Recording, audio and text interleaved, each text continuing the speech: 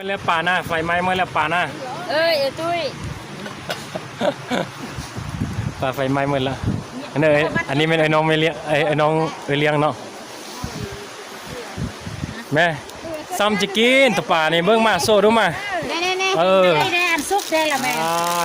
อันซุปก็มีแล้วแม่อันนี้อันน้อยปลาน้อยปลาเยอะผู้ไทยยิ้มเด้อโอ้เอ้ยใหญ่อันนี้แม่ปลาเถอะสุดแซ่บเลยเนาะแซ่บสุดเลยน้องว่าคักเบิ่งเด้ออาจารย์วอนนี่เพิ่นว่าตัวยื้อเฮงจนว่าหลุดมือ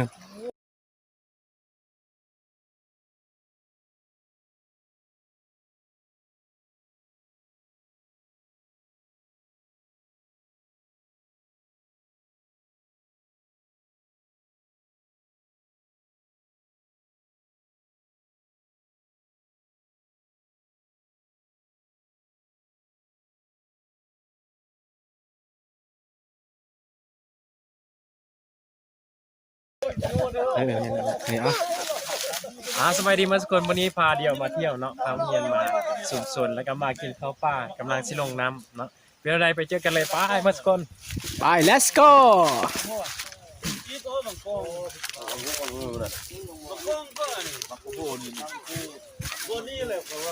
ไปมาตรงนี้ลงน้ำมือหลายคนเลย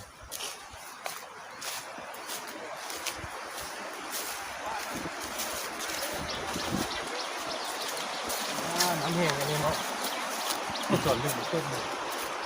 ปานเราก็มาเกี่ยมอุปกรณ์เอาก่อนมึงเลยซ้อมมองมึงก่อนเด้อแฮปปี้ไหนซ้อมมองกันเนาะโอ้ยมองอันนี้ครับมองเรียบถูกได้เนาะมองมีใครกัดแท้ดึงไปกิ๊กกิ๊กไหนบ่มาลื้อฟื้นสมัยเด็กๆอีกแล้วไปซื้อมองไล่10 ปีแล้วเนี่ยติดบ่ปียันแดดขึ้นไปผู้ใดเนาะนี่ใช่ไหมแต่คือมองกันมองไทยกันเนาะเดี๋ยวนี้รุ่นแล้วไข่เนาะมองเรียบนี่อยู่โอ้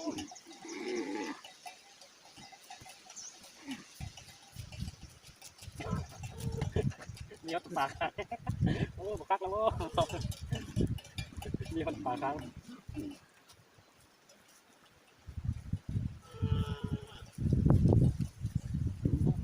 ผู้ใดเนาะเป็นเลยก็ดึงทำมาเลยเนาะไม่หมดพอที่เราดึงทำไปเลยตั้งแต่ขับจิดึงมือข้าวไปจัดมาเลยไม่ได้เจ้า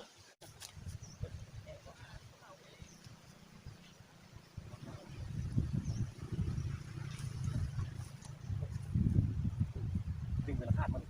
ผู้ใดอะดึงเป็นขาดมันโอ้ตัวกระชับดึงตัวเลยชื่อว่าเหรอเบี้ยนี่ขึ้นกันเนาะเบียนมองนี่ละพ่อว่ามันคือจะไปได้กันละไปเลยเด้อวันนี้เด้อจังน้อยพวกเราจะพากันลงไปซอกป่าเนาะแล้วก็เพื่อกินข้าวสวยและหลังจากนั้นเราก็จะไปใบซุ่มซนเขตบ้านพลทันและก็บ้านโพสีเนาะนี่ขบวนมาป่าแล้ว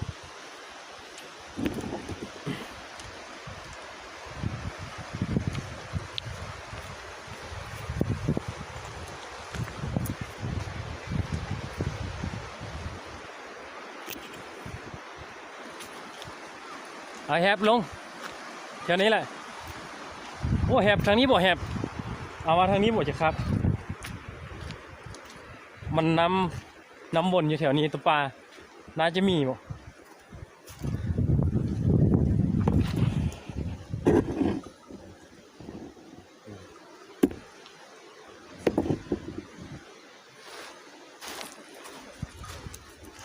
ลงบริเวณน้ำนี่เนาะวันน้ำมันลงเต็มหมดเลยที่ใด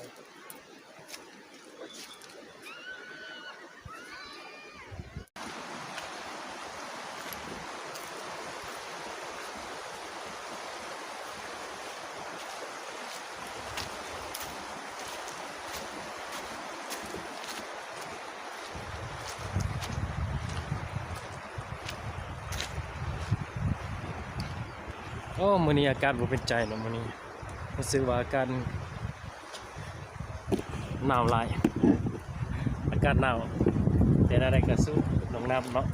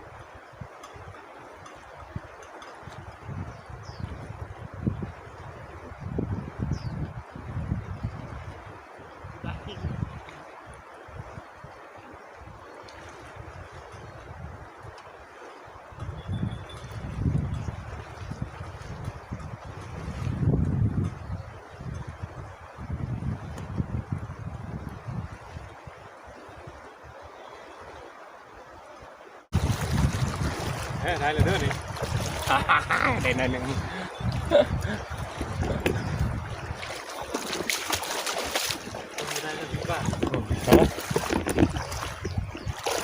ได้แล้วเด้อ ไปไล่ลงมาครับ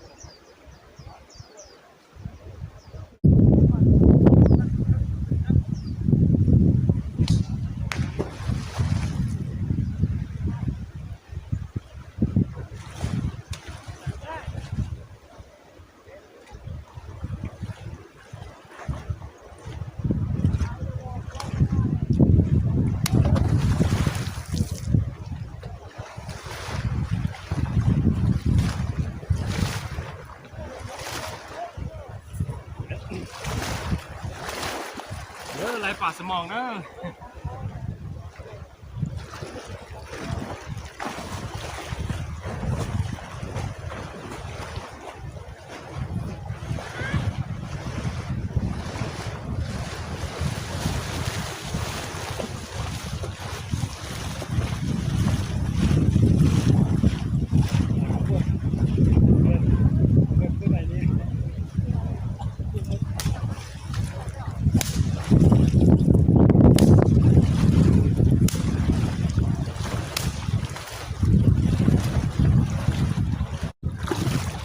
หลังจากเอาไล่ละครับก็ลองมายำบ้างว่ามันจะได้ป่ะ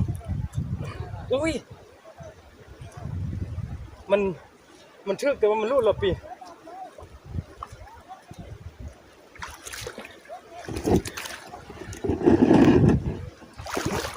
ทึกอยู่แต่ว่ารูด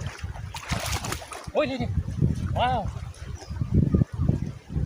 เห็นป่ะดิว้าวได้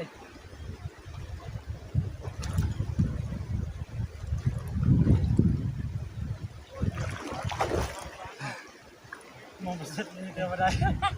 มองเป็นเส้นนี้ก็ไม่ได้มันเป็นยานอนโอ้ตั้งเครื่องนะจะมีนกปีนก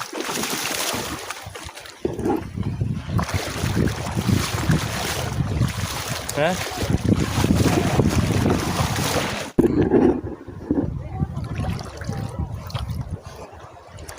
เป็นได้หัวหน้าได้ป่ะ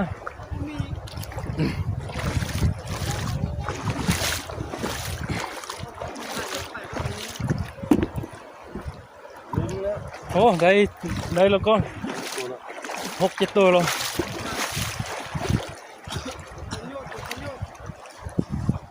มองคาดนี่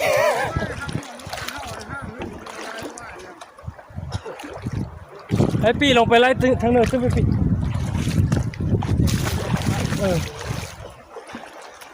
อะไรเปียกแล้วลงเลยไหมเลี้ยวเลยไหม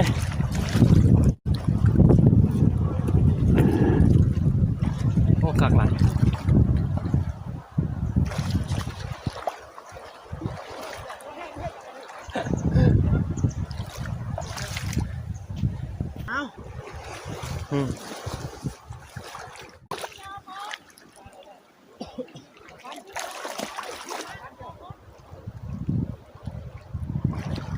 ได้ยังเสี่ยว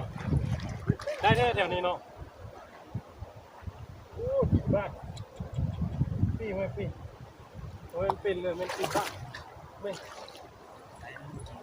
ได้หรอตัวหอยวาดตีนแซ่บเยอะคิดว่าเป็นเลยมันตัวหอยวาดตีน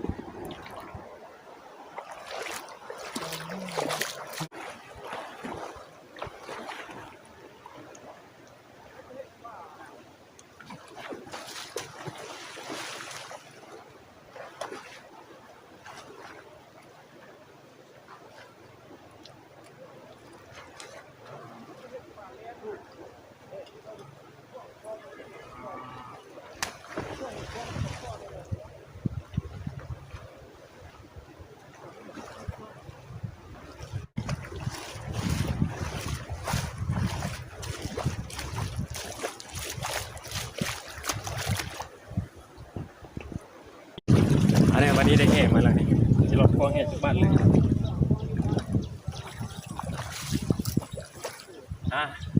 เกิดได้คอแห่เด้อ โอ้เมื่อกี้เนี่ยบริษัทเทียนแล้วเนี่ยเมื่อกี้เครื่องกินนี่เขาสั้นกินเรื่องหรอกินมองแฮปปี้เด้อโอ้ยบริกรครับกองกินมาเลยครับ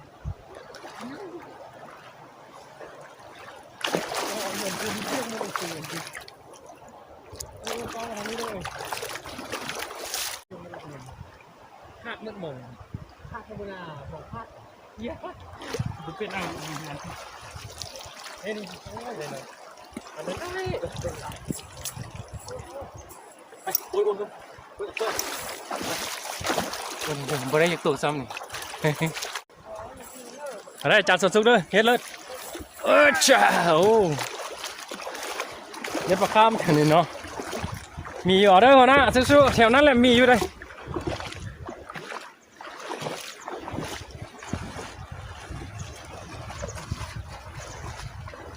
ปันผมว่า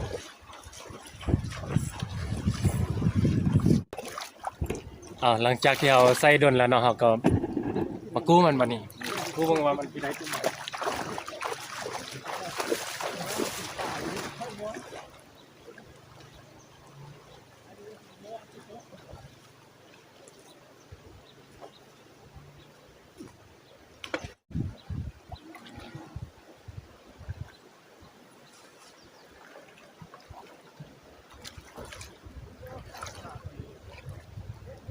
ก็มองขาด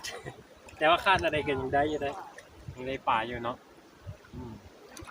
ว่าได้น้อยนึงวันนี้สิกูมองต่อเนาะ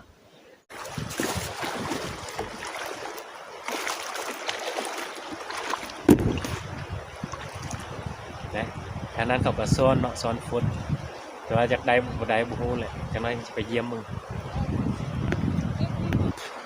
มาอุปกรณ์ต่อไปคือไซวิ่งนั่นเองเนาะแต่บ่ว่าสิได้บ่ได้ลองเบิ่งจะไปซ้อนงิดก้อนเบิ่งเนาะวันนี้เราจะได้ใส่วิ่งนี้ลองซ้อนเนาะจะได้เนาะ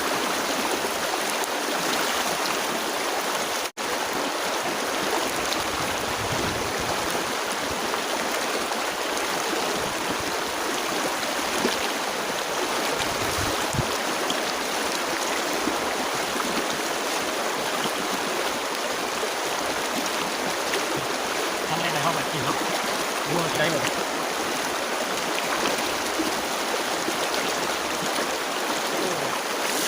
ปลาทำยังมีปลากันเดี๋ยวเขาต้องเป็นมาเราเพิ่งมาเดี๋ยวเราแข่งกันเนาะ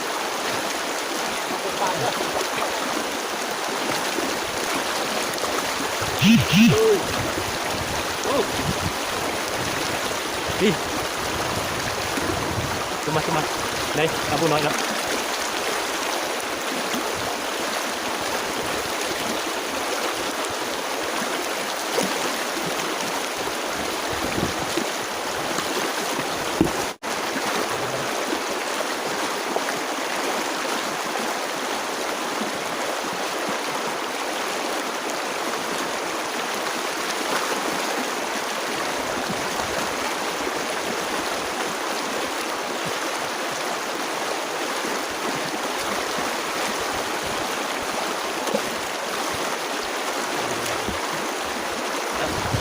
วันนี้ไปซ้อนหัวหันวันนี้ว่ามันตีมีบ่เนาะ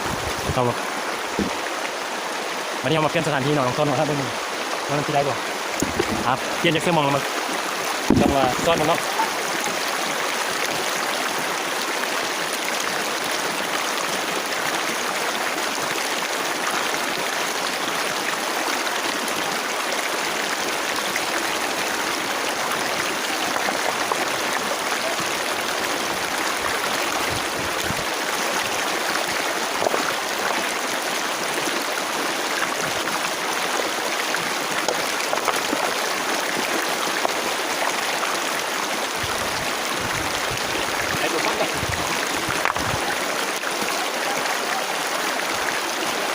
วันนี้มันมีเนาะย้ายป่ะ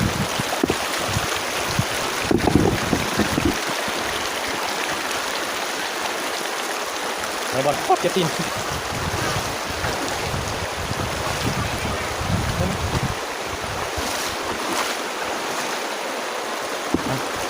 ตัดตรงนี้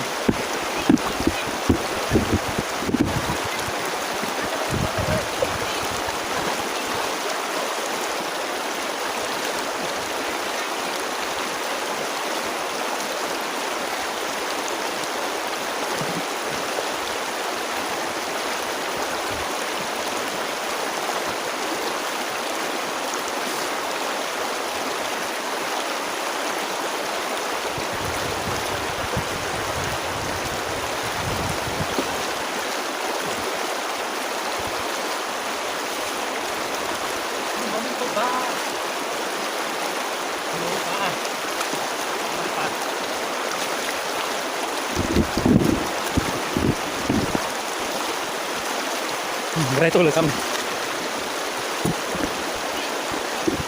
เอาเด้อเสียงข่าวแล้วนั้นเด้อเกี่ยวไฟมาเด้อทีมป่าใหญ่ทีมป่าบางใหญ่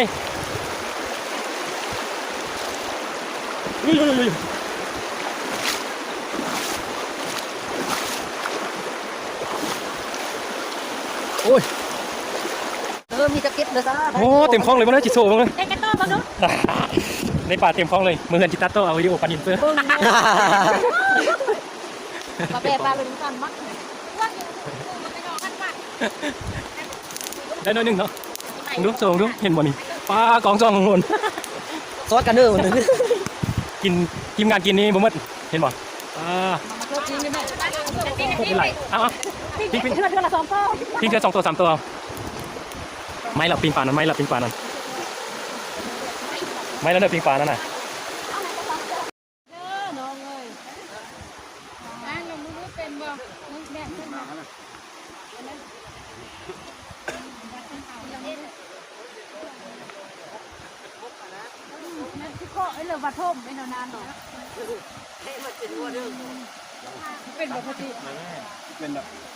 ตั้งจึกบุกคักอ่ะเท่า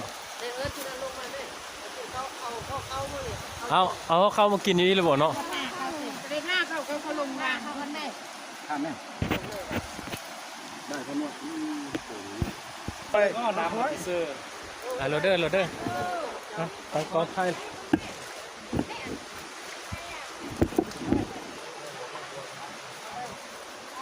มาเด้อกินเขาเด้อ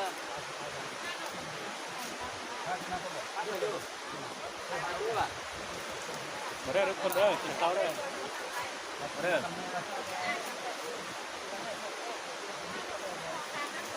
เ